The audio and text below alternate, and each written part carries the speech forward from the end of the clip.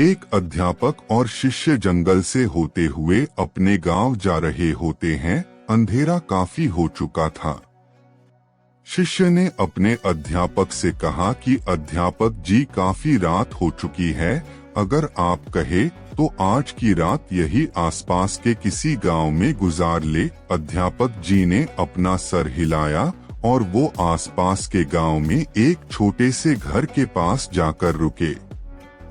अब जैसे ही वहां गए तो अध्यापक जी के शिष्य ने दरवाजा ठकठकाया। उस घर से एक गरीब आदमी बाहर आया तो अध्यापक जी ने बोला, हम अपने गांव जा रहे थे, लेकिन काफी रात होने के वजह से हमने इसी गांव में रुकने को सोचा। क्या हम आज रात आपके यहाँ रुक सकते हैं? गरीब आदमी बोला, हाँ क्यों नहीं, आप दोनों अंदर आ जाइए। अब जैसे ही अध्यापक जी अंदर गए, उन्होंने देखा कि उस आदमी के घर में बहुत ज्यादा गरीबी थी।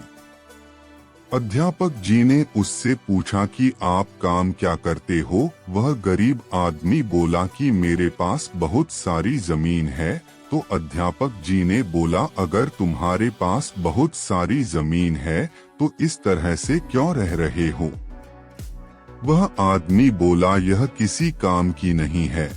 गांव वाले बोलते हैं कि ये बंजर जमीन है, यहाँ पर कुछ भी नहीं उगाई जा सकती है और वहाँ फसल उगाना बहुत बड़ी बेवकूफी है। अध्यापक जी ने बोला कि तुम्हारा गुजारा कैसे होता है? उसने बोला कि मेरे पास एक भैंस है जिससे मेरा पूरा घर चलता है। ये सुनने के बाद अध्यापक जी सो जाते हैं और रात में जब सब लोग सो रहे होते हैं तब अध्यापक जी अपने शिष्य को उठाते हैं और उस गरीब आदमी की भैंस लेकर अपने गांव चले जाते हैं। शिष्य अपने अध्यापक से पूछता है कि अध्यापक जी, कहीं आप ये गलत तो नहीं कर रहे हैं? उस गरीब आदमी की रोजी रोटी इसी भैंस की वजह से चलती है। तो अध्यापक जी अपने शिष्य की तरफ देखते हैं और मुस्कुराते हुए आगे बढ़ जाते हैं। उस बात को तकरीबन 12 साल गुजर जाती है और जो अध्यापक का शिष्य था वह बहुत बड़ा अध्यापक बन चुका था। तो एक दिन उन्हें उस गरीब आदमी की याद आती है कि मेरे अध्यापक ने उस आदमी के साथ अच्छा नहीं किया था, मुझे एक बार चलकर देखना चाहिए कि वह आदमी अब किस परिस्थिति में है। वह शिष्य उस गांव की तरफ जाता है और वहां जैसे ही पहुंचता है तो वह देखता है कि जहां पर उस गरीब आदमी का झोपड़ा था वहां पर एक बड़ा ही आलीशान महल बन चुका था और उस झोपड़ी के बाहर जो बंजर जमीन थी उस पर फल और फूलों के बगीचे थे। तभी उधर से उस घर का मालिक आता है।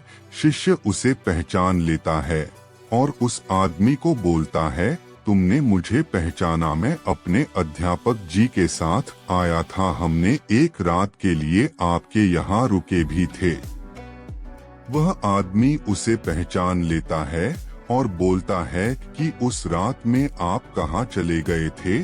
और उस रात के बाद ही मेरी भैंस कहीं चली गई थी, मेरे पास कोई रास्ता नहीं था, तो मैंने अपने जमीन पर मेहनत की और फसल निकल आई और आज मैं इस गांव का सबसे बड़ा और सबसे अमीर आदमी बन चुका हूँ। ये सुनने के बाद शिष्य के आंखों में अपने अध्यापक जी के लिए आंसू आ गए और उसे ये बात अब समझ आई और वो रोने लगा। इस कहानी से हमें ये सीख मिलती है कि हमारे अंदर ऐसी बहुत सी टैलेंट छुपी हुई है, लेकिन हमारे रास्ते में कोई ना कोई रुकावट बन जाती है। रुकावट से हमें आगे सफलता की ओर बढ़नी चाहिए। हमारी कहानी आपको पसंद आए तो हमारे YouTube चैनल को सब्सक्राइब करें, बेल आइकॉन ऑल पर करें ताकि हमारी कहानी आप तक सबसे पहले पहुंचे। धन्यवाद।